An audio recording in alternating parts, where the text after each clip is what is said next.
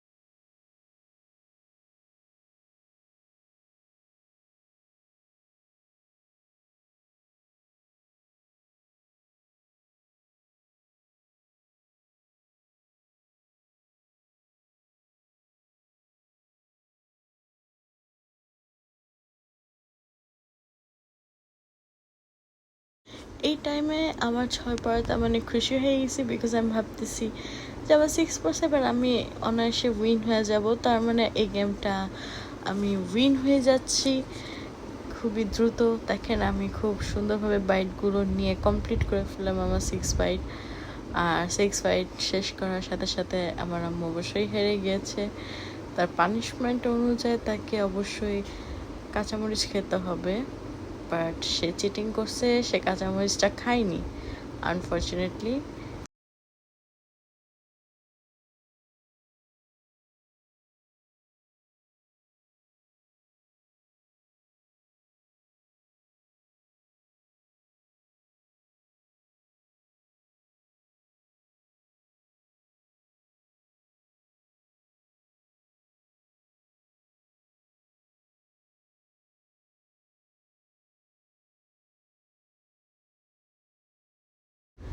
এখানে আমার last byte নিতে নিতে আমি এই গেমটা উইন হয়ে যাচ্ছি। তো সবাই ভালো থাকবেন, আমি দোয়া করি, আমাদের জন্যও দোয়া করবেন। আর অবশ্যই আমাদের লাইক, সাবস্ক্রাইব, কমেন্ট করে পাশে থাকবেন। যারা বন্যায় ক্ষতিগ্রস্ত হয়েছে তাদের সবার জন্য দোয়া করবেন, তাদের পাশে